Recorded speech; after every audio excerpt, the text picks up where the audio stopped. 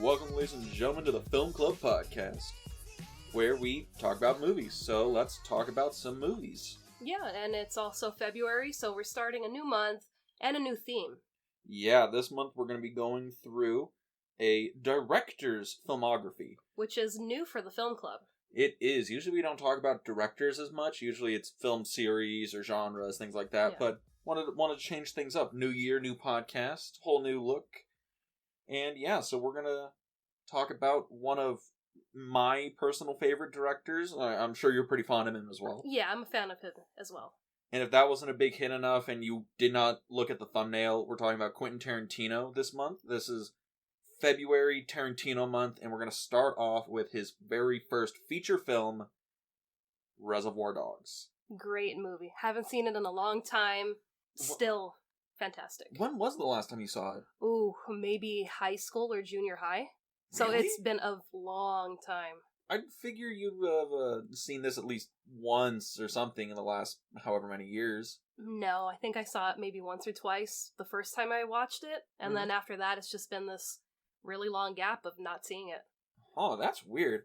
Granted, I feel like Reservoir Dogs is usually people's introduction to Tarantino, and then they just never go back to it. I know that's happened a lot to people I've talked to before. They watch Reservoir Dogs, then they go into Pulp Fiction, and then they're like Kill Bill people, or Inglourious Bastards, or Hateful Eight, or whatever. Usually not many people go back to Reservoir Dogs, but personally, it's one of my favorites of his. Yeah, and this one, even though it was one of his earlier films, he had a lot of hard times kind of getting the funding to make this film. It's fantastic.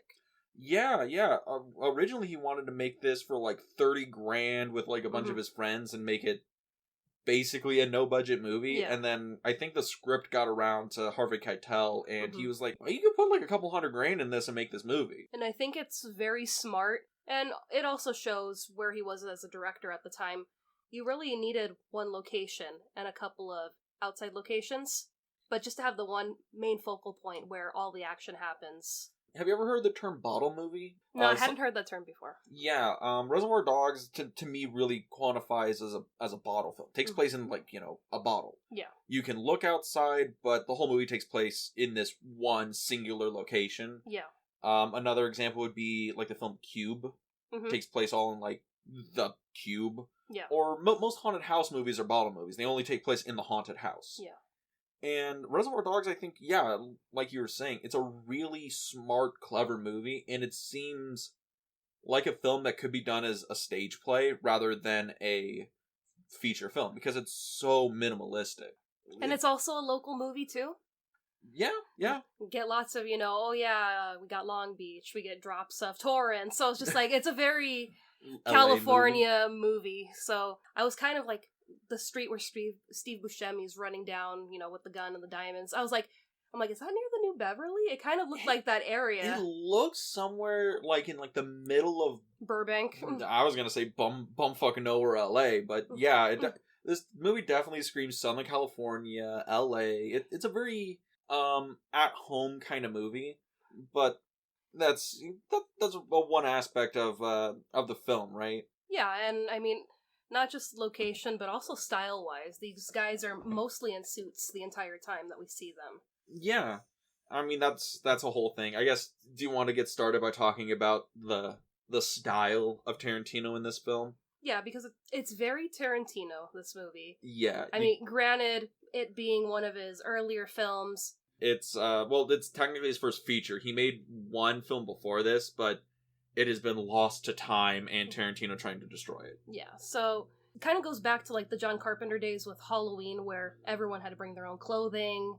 Hey, we don't really have a budget for this. We don't have a budget for cars, so if you can, bring your own cars. We can't afford the police, so just do everything very safe on the streets. It wasn't do everything very safe. It's we're gonna cut when the lights screen so you don't have to stop traffic. Exactly. So it's just like this way no one gets hurt. But the black suits, I mean, that's just, anytime someone says Reservoir Dogs, you think of the guys walking in their suits. It's the iconic imagery of the film, right? Yeah. And it's so simplistic. It also screams, this is a crime film. Because the opening sequence, I don't know if people back in 1992 when this movie came out, because I think it premiered at like Cannes or something, or Sundance or something like that. It premiered in one of those major film festivals. I don't know if people knew what the movie was before they walked into the theater. Mm-hmm. You know, were they like, is it a crime movie? Is it like a drama? Or because it didn't get a lot of promotion here in the States. It was just kind of dropped, and it really didn't do well when it came out. But apparently in the UK, it was a box office hit. Oh, yeah. But in the opening sequence when they're around the table and they're talking, you know, about Madonna and Like a Virgin, you do get a sense of the vibe the movie's going on. Yeah. It's all these guys, they're all kind of rough around the edges. They're friendly to each other, but there's no, like, real camaraderie there. Mm-hmm. You know, and it's a really interesting thing, because it sets the mood and the tone, and you get the idea, okay, these guys are a crew, they're gonna go do something probably really bad, and that's gonna be the movie. And then it's genius because it cuts after the job they did. Yeah. And then the movie just plays out as, like, it plays out as a mystery, because who's the rat? Who ratted him out? Exactly. And it's a ticking clock, because you have Tim Roth's character, Mr. Orange, bleeding out, and is he gonna die? And it's like, my god, how much blood can this man bleed out? Apparently lots. Yeah, because it's like, yeah, there's gonna be a doctor there waiting for you. No doctor, no one. Yeah, he's gonna come soon. And then, you know, Mr. White and Mr. Pink break off, and they're having a full-on conversation down the hall. And it's just like, is he okay? Is he still bleeding? What are we doing? That's the genius of this movie. It sets this kind of like lighthearted, it's going to be like Ocean's 11 heist flick. And then it just crashes into this real dark, real gritty, kind of sarcastic crime thriller. And it's a really well done transition. And then we also have, to shoot back to the beginning at the diner, not tipping the waitress. This is a point of contention for you, if I remember right? It is. As a former server, just hearing, you know, well, I don't tip because I don't believe in it. You know, the government, this, that, and it's just like, bro, I bought you the food. I have to clean down that table. I gotta do all this shit behind the scenes you don't know about. Just drop the buck. It seems okay to tip the waitress at the Denny's, but not okay to tip the guy at McDonald's. Big corporation. And Denny's is a big corporation, too. It is, but, I mean, man, making those, you know, Grand Slams, your favorites, that's a lot of food coming to the table. That's a lot of weight you gotta lift back and forth. Of course. But yeah, it is, but that's another thing. All that dialogue at the beginning, because I think people just remember, it's all pop culture-y, and, you know, Tarantino's... The poster, Tarantino's writing all, you know, it's flashy and all that stuff, but it's really character revealing. Yeah. Because Steve Buscemi, we know, okay, he's kind of he's against the group, he don't tip, but he has, like, really developed reasons as to why. Yeah, he gives a reason why he doesn't do it, but you also don't see that he's kind of like, hey, I'm one of the boys, it's just, you know, I'm here because this is a payday. Yeah. I'm in and I'm out. Yeah, and then you have Mr. Brown, played by Tarantino himself, who's just spewing this pop culture nonsense. He's just trying to be the center of attention. Yeah. And you have Mr. White over here, who's the take charge guy, right? You know, Joe's looking, he's like, Tony Chong, Tony this, and he just takes the book and he's like, shut up, you're annoying everybody at the table. Yeah. He's the take charge guy. And then you have Mr. Orange, played by Tim Roth, who's the rat. As soon as somebody comes back, he's like, who didn't tip? He rats out Mr. Pink right away. It really is a thing where we develop little things about each character in the opening sequence. But that's not even. Do you want to talk about the actual characters in this movie? Sure, go ahead. You take the lead on the characters, because do we have a group of characters? Oh, yes, we do. So I'll start top to bottom, and we'll talk about each of them and I guess how they fit into the crew. Yeah. So we have Mr. White, played by Harvey Keitel, which I fucking love seeing Harvey Keitel show up and stuff. Yeah. Like, I loved him in The Taxi Driver, Last Temptation of Christ, fucking all those Scorsese movies he was in. Great. And how do you think he fits into the group? I think he fits perfectly. He seems like someone that's been in the business, but it's kind of retired. And they've brought him in to kind of train Mr. Orange, who's this new kind of kid who's formerly a dealer. I'm doing, you know, air quotes because he is an undercover cop. Yeah. So it's just, he's really taking him under his wing and just feels so much responsibility when he gets shot. And he's very sweet with him, you know. He takes on kind of like a father role over Mr. Orange. And it's like, you could see in Harvey Keitel's face just this concern and worry, especially when Mr. Orange tells him, you know, can you hold me? And it's just like, you know, he gets in position and holds him, and you're going to be okay, you're going to be all right. So it's like, you have this mobster, but really he's got a heart to him. Yeah, he strikes me as that old school criminal, and he does have that paternal instinct going on. It's a very interesting and complex character, because I would argue Mr. White, Harvey Keitel, is the main character of the film. I mean, it's an ensemble cast, but he's the one, you know, we're really, with him the most. We're with him the most, we're following him the most, and we're really get the most into his character. That, and he also has a longer history with Joe than everybody else. Well, not everybody else. There's Mr. Blonde, who has a longer history. I mean, Mr. Blonde, played by Michael Madsen, he struck me as the bona fide career criminal psychopath. That, and kind of to go back to what we were talking about pop culture with, you know, the suits, the poster, the scene with him, the torture scene. The ear scene. The ear scene. If you bring up, you know, Reservoir Dogs, a lot of people are going to say, oh, the part with Vic where he's dancing around to... Stuck in the Middle with You. That's like one of those scenes in a movie that just kind of like pop, you know, same with Pulp Fiction when they dance. Yeah, that is probably the iconic scene, or the most remembered scene from this film. And people say, oh, it's so brutal, it's so bloody, and blah, blah, blah. And we watched it, it's kind of tame. Well, I mean, quote unquote, by today's standards. By today's standards, yes. It's a lot tame, but in 92, that was probably just incredibly gruesome and horrific.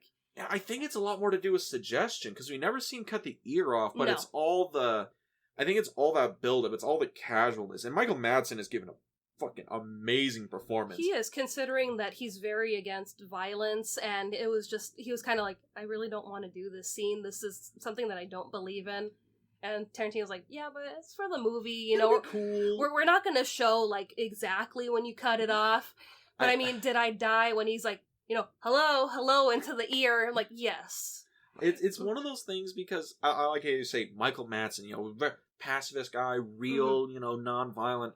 But the detective character, Detective Nash or whatever, that actor wanted to get in character. So we asked Michael Madsen, can you, like, drive me to set in your trunk so I can just get into that mindset? And he's like, yeah, sure. And Madsen took the initiative to play a prank on it. He's like, I'm going to get into character too and drive through all these potholes, take the long way to set, stop at Taco Bell, get some food, and then we'll get to set. Exactly. So he was completely ready for that role. Exactly. Both of them. They were. And it is probably the best scene in the movie. It is. He shows up, you know, he's sipping on his drink, and I got something in the trunk to show you guys. And that's his car. Yeah. Really good looking Coupe de Ville, I'll tell you that. No kidding. And after Michael Madsen, we should probably talk about America's favorite actor, Mr. Steve Buscemi. Yes. Mr. Pink himself. America's sweetheart. America's sweetheart. The professional. The paranoid, crazy man. Steve Buscemi. I love him in this movie. Yes. I think this is the first movie I ever saw him in. Maybe for me too. I don't know. I mean, Steve Buscemi has such a big career. Yeah. It's like, he's in Big Daddy. He's in Big Daddy, Happy Madison. He's in a lot of those Adam Sandler 90s movies. I'm trying to think, I'm like, did I see him with Adam Sandler first before I saw him as a gangster? It's really weird, because he was this character actor that was in all these movies. He was in a bunch of indie flicks. He was in all this stuff, and then he started showing up in, like, Con Air. Yeah. And then he started being, like, the character actor in all these AAA blockbuster movies, and then he shows up on television series, and yeah, and it's really interesting, because I think people forget Steve Buscemi's not a meme. He's actually a fantastic actor. Fantastic actor, a former firefighter. Yeah, everything I hear, he's a great human being. Yeah, so, I mean, he does such a great job. And he really does play the paranoia perfectly. Because you feel it throughout the entire movie, where he's just, I got a bad feeling about this, and, you know, as soon as they pay me my percentage, I'm out. Yeah, he's stashing the diamonds. He's the only one of the dogs to survive the entire film. Yeah. And even when he gets hit by a car, he keeps going. Picks up the bag and keeps going. It's Steve Buscemi really carries that character.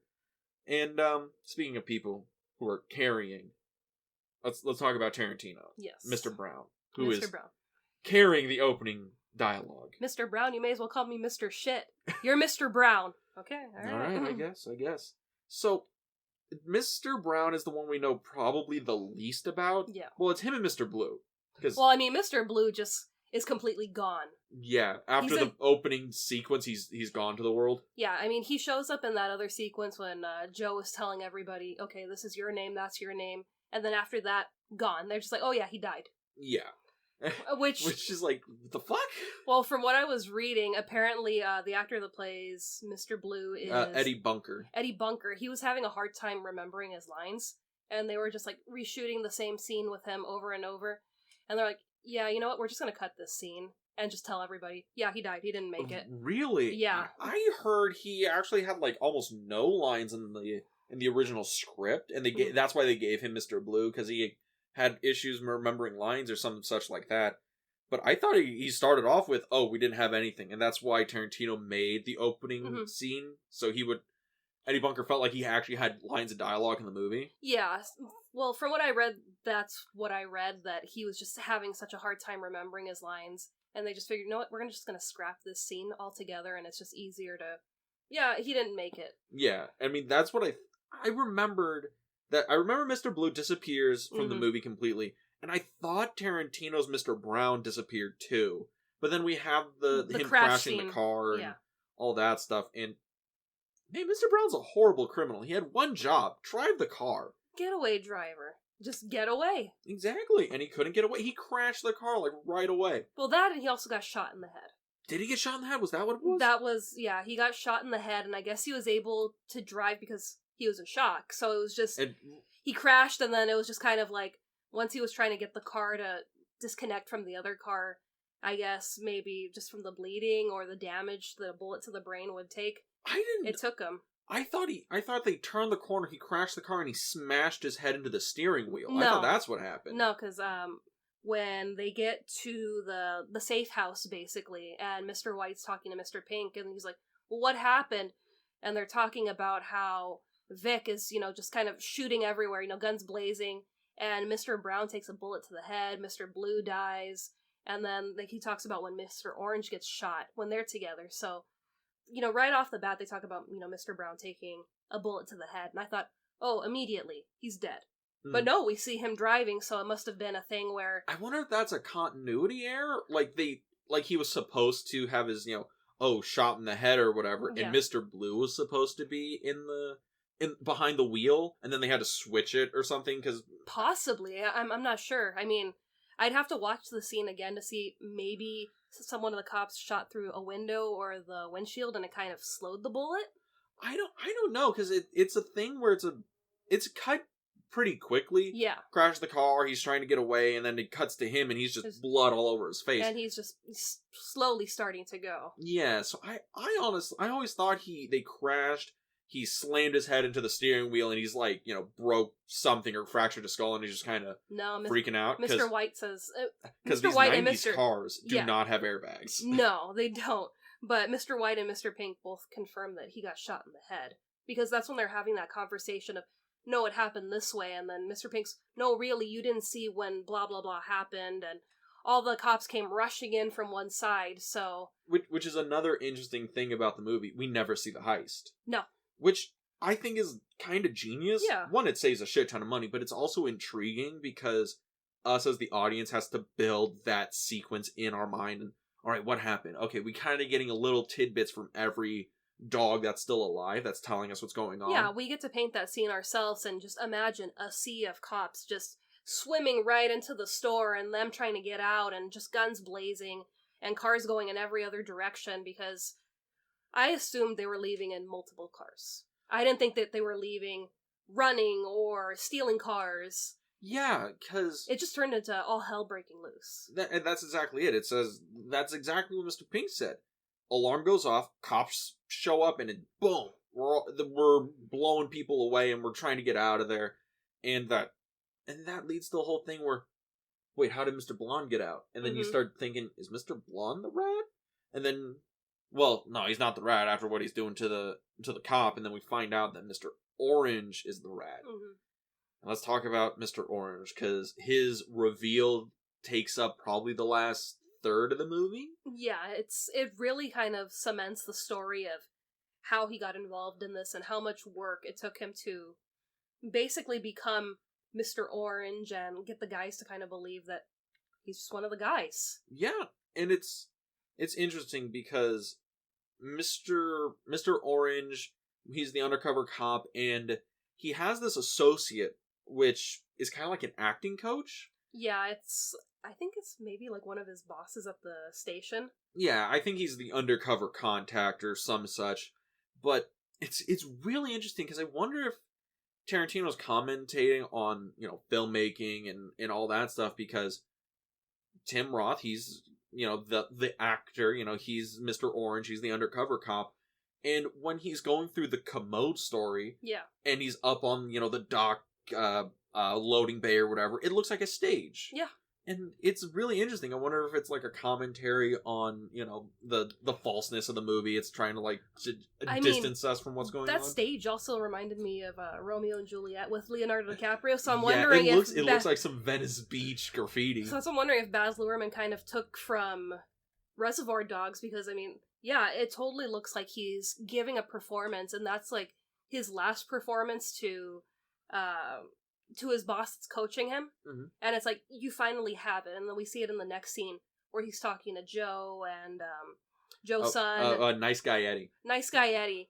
And it's just, he's completely, and, there's 4 sheriff's deputies, and I have got the bag of weed, and what am I going to do? And the dog's barking at me, and the dog knows that I've got something, and I've just got to play it cool. The commode story is so fun, and it's so good. I love when he's telling the story, and it reverts back to him in the bathroom, and he's telling the story to the cops. Oh, yeah. And the cops are just staring back at him, and he's just going on and on about this story. It's one of those things where in the movie, he's telling the story to his boss, Holdaway, and then he's telling it, and then it cuts to him telling it to Joe, Nice guy Eddie, and then it cuts to him in the story, and then it cuts to him telling the story to the cops, but it's really he's telling it to himself. And halfway through, I kind of forget. Wait, oh yeah, this is a made up story, because Tim Roth is so good delivering this dialogue. He's very convincing, and I love that when he's talking to his boss, he's like, "Yeah, and I met Joe, and he's like, the Fantastic Four," and he's like, "Yeah, I vaguely remember the Fantastic Four." He's like, "The Invisible Woman?" He goes, "No, the Thing." And then I was like, yeah, Joe kind of looks like the Thing. A little bit. Yeah. A little bit. Kind of looks like, oh god, Michael Chiklis. Was that the guy from the early 2000s thing? Fantastic Four movie? He looks like an aged Michael Chiklis that's been in the sun too long. And I mean, how cool, he's got hardly anything in his apartment but a Silver Surfer poster. Yeah, actually, I think the apartment was just the upstairs of that warehouse they were filming in. And they just, dressed it up to look like a set. Yeah. But, yeah, Tim Roth is so good in this movie. He is, and it's interesting to see him kind of shift from cop to, a monster. Criminal, yeah. It really does sell. He's playing 2 roles in this movie, the cop and the criminal, and it works so well.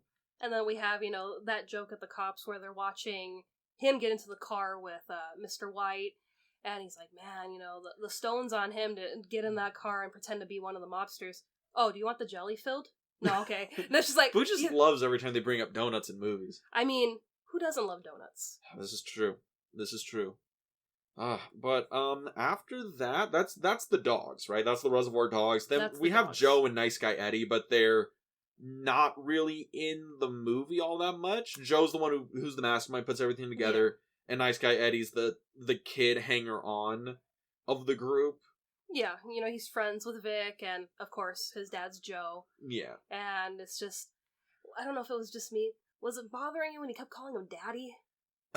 He was just, and then Daddy said this, and he's telling these stories, and I was just like, dude, you're like in your 30s or 40s. Unironically, I found this out, and obviously this is a total tangent, but I've always thought it was weird when it's like grown anybody calls their father Daddy, but I found out that Martin Luther King Jr. was one of those people who called his dad Daddy until, like, basically his entire life. Yeah, there's people that call their parents, like, Mommy and Daddy. I don't get it. I mean, it doesn't work for me. It's like, I think I stopped calling my parents that at a very, very young age. I was like 5. Like, as soon as I made it into, like, elementary school, that was out the door. It was Mom and Dad. But I just thought it was so weird, you know, because they're mobsters in this movie, and it's like, I've never heard them, you know, refer to their dad as, like, Daddy, you know, like Pop or, Dad, or, you know, it's like... Godfather, Boss. Boss, yeah, so it's like... Well, that's another thing we can jump into, the dialogue in the movie, right? Because this is the first time people heard Tarantino dialogue. Yeah. And it's become kind of a staple since, because it's really unique and it's kind of hard to replicate, right? Because, I mean, that first, you know, opening in the diner, he's talking for a good, 5 minutes about Like a Virgin? Yeah, and it's really engaging to listen to. And even how all the characters interact when they're driving someplace and they're talking about, like, Foxy Brown or coffee or something. The cop show, you know, well, who was the actress? No, it wasn't that person, it was really this woman. No, she was on another show. Well, then who was the person in the movie? It's like, I don't fucking know, I just know it wasn't her. Well, now the rest of my life is ruined because I'm never gonna know who was the woman that played this. Yeah, it's very real. It doesn't feel like it's scripted. It feels like people are actually conversing with each other. Yeah, and I think that's a thing. It's overly naturalistic, but it has a point. Yeah. Because I've seen people try and replicate this style of dialogue where, I'll have everybody and they're going to sit around, talk like pop culture nonsense, yada yada. Yeah. Kind of like the Kevin Smith thing, right? Mm-hmm. You know, they're in Mallrats or Clark and they're just talking about Star Wars or some pop culture randomness, right? And people are like, well, I'll just do that in my movie. And then they do, and it's like, well, it doesn't really work because it doesn't have a point. Even in this, when they're talking about, who's the cop in this? If you think about it, when Tim Ross' character, Mr. Orange, says, no, it wasn't her. Well, who was it? It's like, I don't know. It's a thing where he points out they're wrong and then withholds the information as to who it really is. Like, he's actually withholding information from them. Yeah. And with the whole, Like a Virgin thing at the beginning, it's things where, this isn't really what it's about. It's about something else. Mm-hmm. And that's kind of what the movie is. It's like, you think it's a heist movie. It's not really a heist movie. It's a drama. Yeah. And it's a really interesting use of dialogue in this. You know, it uses the pop culture stuff to bring you in, but there's that thing underneath it that just makes the movie work so much more. Yeah. It's the onstage play that we get. Yeah. Because it is very much a play, and it's really entertaining. I love when we break off and we just see, you know, glimpses of the past and how we got to this very moment. Yeah, that fragmented, non-chronological timeline in the movie. Yeah, you know, we see that, you know, Vic is ready to kill this cop, but we see he just got out of prison. He did 4 years, and he didn't rat out Joe. And Nice Guy Eddie was like, you know, Vic, you know, is a great man, and we got to take care of him the way he took care of us. And it's just, Vic doesn't make it. No. And actually, that's another thing, the way the movie's structured. Did you find it weird watching the movie like this, where it flashes forward and backward all over the place? No, I think it worked in this movie. Well, no, I know it works in the movie. I'm just asking, you know, seeing this again for a long time, did it strike you as weird at all? No, it didn't feel weird. Alright, because I know that a lot of people gave Tarantino shit when the movie came out, and he's like, if I wrote this as a book, you wouldn't even have fucking noticed. It's like, there's plenty of books and movies where there's flashbacks, and we're just kind of, you know, figuring out what happened to get us to this very moment. Mm-hmm. And I think it's smart, it's cost-effective too, because we get little glimpses. It's not like full-on scenes that we get, and then, boom, we're back to the safe house. And it does make the safe house stuff not feel so long and drawn out scenes, because we have breaks in between where, we tell a little bit of their story and a little bit of that story. We reveal a little bit of this character and then back to the warehouse. Yeah, because it's a very fast sequence when Mr. Brown crashes and then he dies. Mm. And then we see Mr. White just obliterate the cop car. And just Mr. Orange's look on his face like, this got real. No, it's just like, those are my coworkers, and I can't help them because I've got to keep, you know, who I am in check. Do you think Mr. Orange could have gotten away?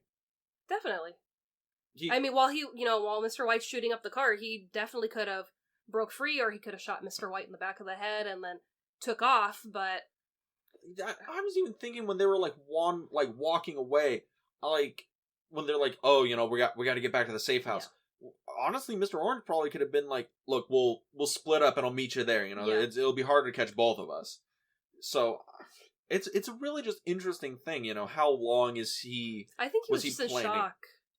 You think so? Yeah, because, I mean, you see it on his face when you just see the blood flying in the cop car, and, he empties both clips, and it's just like, he's just, in a daze. Like, did that really just happen in front of my face? So I think maybe that's why he doesn't try to split or do anything. Mm-hmm. And then, I mean, right after that, we see how he gets shot. Yeah, his hairdresser shot him in the stomach, right? Was that who that was, or was it his acting coach? No, it was. I don't know if it was his or somebody else. It was their dialect coach. Oh, it must have been Tim Roth's dialect coach, because Tim Roth is a British actor. Oh, okay. So yeah. Yeah, which is another thing. It's really weird because he's got 3 accents in this movie. Yeah. And I'm like, bro, you ain't even from here. He's really good in this movie. He's committed. Very committed. They wanted James Wood for his role? Yeah. And that James Wood's agent was telling Tarantino, no, he doesn't want it. Doesn't matter what the price is. And then Tarantino finally met James Wood. And he was like, yeah, so, I'm sorry we couldn't work together. And he's like, what do you mean? And he's like, well, I wanted you to be in Reservoir Dogs. And he's like, my agent never told me, and fired him. And it was just like, but Tarantino was like, you know what? It's like, he did a really good job as Mr. Orange, so he's like, I can't really see anyone else being him now. Yeah, it's a really good performance. I don't know what Tim Roth was doing before Reservoir Dogs, to be honest. Me either. I mean, but amazing work, and he shows up again in Pulp Fiction, Tarantino's next movie. And man, it is such a good film. There's not a bad performance out of any of the actors, right? No. It's very real. Mm. And it's just it seems simple that, okay, we're gonna break in, we're gonna take everything, if someone acts up, gun to the nose to, scare everybody. You loved Keitel when he started doing the whole, this is how we're gonna do it. Yeah. Well, yeah, it's like he was, giving the notes to a dance, okay, we move it and we do this, we do that. They're not gonna fight back because they're secure, they're, insured for all the diamonds that are there. He's directing a film. Yeah, he's directing, and then, like life, nothing goes to plan. Okay.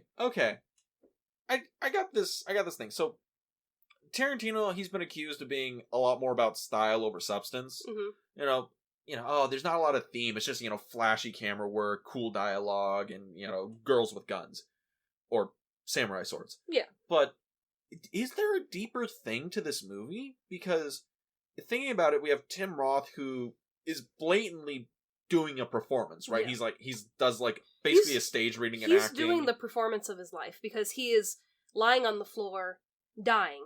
Mm-hmm.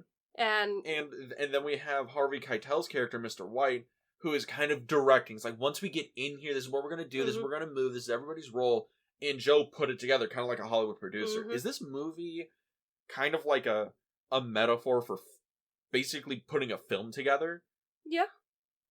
Do you think you can read that in there? Yeah, I mean, now that you say it, I see it more. But yeah, there's a lot of depth to this movie. It does feel like a completed film, from start to finish. Yeah. It okay, we're starting the film, and at the very end, okay, cut, end of picture. But it's just, I don't know. There's something special about the movie. Mm. Is there anything you read in a little bit deeper while watching it? No, it was more just kind of the relationships with some of the characters that was really getting me, because you would think seeing Mr. White and Mr. Orange, when Mr. Orange is in the back of the car bleeding to death, you'd think they'd known each other forever. I love just say you're gonna be okay, say the fucking words. She killed me. It's just, shut up, say the fucking words, everything's gonna be fine. Yeah, you think, oh, they've been friends for a while, or they've worked together, and it's just, no, they just met, and it's kind of like they've grown a bond very fast, with the short time that they've had, surveilling the place, and Harvey Keitel giving the direction is like, all right, well, now let's go get a taco. And it's just like, it's very kind of like their own buddy cop movie, even though one's not a cop. One's not a cop and the other one is, and it's just that's another thing. You know, when he's like, you know, say it's gonna be okay, say the fucking words. He's literally directing him to say his fucking lines. And man, this movie is good. Yeah, it's a really good movie. I like seeing the different sides of Mr. Orange because we get, you know, him in full character. Yeah, we actually know the most about him. We know the most about him, but also seeing that he attempts to save the deputy's life when Mr. Blonde covers him in gasoline and he's about to light him on fire. And he just, you know, he steps in and empties the clip in him, and it's just, I don't think he could stay in character any longer. It was just, he broke, especially when the cops, you know, I've got a child at home, I've got this, and he was just like, nope, that's it, that's enough. That's when the runaway actor starts abusing the crew, and then somebody has to break to get him to back off. Yeah, and then, you know, he's like, I'm here, I'm undercover, and, you know, once Joe shows up, then everyone's gonna come, and he's just like, why aren't you calling? And he's like, we have to have the one person here. So that kind of goes with, you know, this is a performance, where it's like, we can't, you know, jump to this scene next because we need this key player to enter the scene. And then all the action can happen. That's like a really interesting thing, because I don't know if I've ever consciously thought of the film like that. Because I know people say, like, Inception, you know, the Christopher Nolan film, oh, it's all just a metaphor for filmmaking and how people get their ideas and all these other things. But Reservoir Dogs, really looking at it as a whole meta-narrative about, like, filmmaking, you know, you cast your actors, you put them in the performance doesn't go as planned, and now it's all these things. And it's a very, very interesting film in that sort of, like, metatextual viewpoint. You also cast actors that don't know each other, and some of them build bonds, which we have with Mr. White and Mr. Orange. Yeah. And it just really makes things feel like, you know, this could be happening in real time. Yeah. The movie is very clever, and it is really well paced. And also, like you were saying, the relationship stuff in it, you can definitely read a paternal theme in the film. Yeah. There's a thing that happens in a few of Tarantino's films where an older figure and will, like, you know, take somebody under their wing, and it's kind of this, like, father-son style relationship, or like a mutual respect, what have you. Yeah. And it's just, this movie is really good. This is a great film for him to start out on. Yeah, I mean, a really strong film to start out on, because, you know, while it didn't do well here, did well in Europe, and then here, it's huge amongst the film community. Yeah. I when I went to film school, everybody talked about Tarantino's Reservoir Dogs, Pulp Fiction. He was very popular in the nerdy film club communities. Yeah, so great director, great film. What do you feel about the ending? You mean that uber bleak ending where everyone fucking dies? Everyone dies. We get... The curtain calls, the music plays us out. We get the standoff from The Office. You've watched way too much of The Office. I'm sorry, that's the first thing I thought of, and then right after I thought of the Spider-Man meme where all three Spider-Mans are pointing at each other. So I was just like, yes, memes coming to life, but yes. Yeah, we have all of them go down. Yeah, and honestly, I think it is, with how all the characters were and how they were set up and how things play out, because it really does feel like the narrative's unfolding, right? It feels like that is the only way this movie could have ended. Yeah. And Mr. Pink, being the last one alive, is actually within his character, right? Because he's super paranoid, he doesn't trust anybody. He's like, I'm gonna make sure I'm in the most advantageous position, I'm gonna hide, you know, you guys can shoot it out, I'm gonna be the fuck over here. Well, yeah, that's also a point that Mr. White, you know, brings up. Because he's like, you know, well, I tried to get me and Mr. Orange out. He's like, well, where was you? And he was just like, you know, I saw my way out. I shot my way through. And that was it. I didn't look back. So it's like, he wasn't like a team player. It's like, we went in as a team, but I'm going to watch my back. Yeah, and it's one of those things. He was the professional and it paid off for him. Yeah. And it's just... man, Steve Buscemi's really good in this movie. Everybody's really good in this movie. I'm happy about this movie. This movie is a good movie. And then I love and the ending is great. Sorry. Yeah, you start to hear the sirens closing in on the building. And Mr. Orange can't keep that secret anymore from his dear old dad. Yeah, Mr. White, crawls, to him so that basically they could die together because cops are coming, you're not getting out of this alive. And it was this thing where I read about it because when I watched it and he confesses to Mr. White that he's a cop, I saw that a lot of people were upset about that, he had to wait like 60 seconds and then they could have died and he could have kept the secret, or the cops would have came in and shot Mr. White and he would have been good. But I was like, no, he did, the honorable thing. It's like this guy had, protected him and kept him safe and got him, back to the safe house. And it was just like, I owe you this. You told me your name. You took care of me. The one time that he reciprocates his trust, he gets punished for it. And he even tells him, do what you gotta do. And it's fucking bleak. Well, it's bleak, but it's like the best way the movie could end it, right? Yeah, because the credits roll and I was just like, I'd forgotten the ending. So I was just like, what? I'm like, that's it? It's over? Bugatti was like, the fuck is this? I was like, how? I gotta know what happened. But it's like, you gotta piece it together. Everybody died. Yeah. So it's such a good movie. But, that's Reservoir Dogs. That is. But before we go on, what are the Tarantino-isms of this movie? Because I already see, the Tarantino Dialogue. Yeah. That's all over this movie. We're going to see that come up more. Yeah. Anything else in this you think is going to come up a lot more? Music. Oh, yeah. The needle drop of, that 60s, 70s music. 60s, 70s music. No score. It's a lot of just turn on the radio and we're listening to the song that the person's listening to the song. Yeah.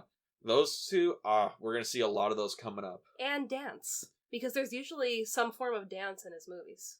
Yeah, I know for this one it's, the Vic Vega, he's doing his little stuck jig, in the middle with stuck in the middle with you, and it comes up in Pulp Fiction. Once Upon a Time in Hollywood.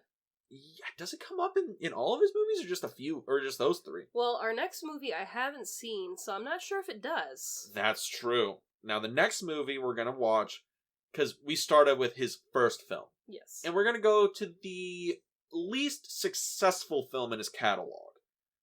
And this is objectively his least successful film. Worst critically, worst financially. Mm-hmm. And that is Death Proof. And you might be wondering, why are we going to watch his least successful movie? Because we've never seen it, and I'm kind of interested, to be honest. Yeah, so it's going to be brand new to us. We'll see what Tarantino-isms we pick up from that movie. Yes. And also, it's going to be kind of an interesting watch. It has Kurt Russell in it. Your favorite. I love me some Kurt Russell. That man makes every movie better he shows up in. And also, it's a movie he made under that Grindhouse banner with Robert Rodriguez, who did Planet Terror.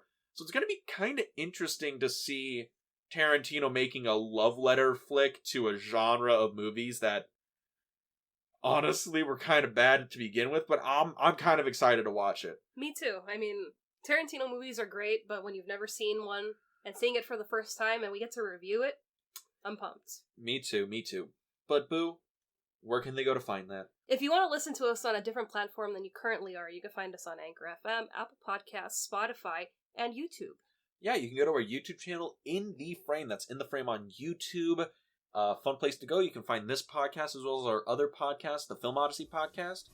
Subscribe, leave a comment, and yeah. Any last words, Boo? We'll see you next week at the Film Club. Have a good week, everybody.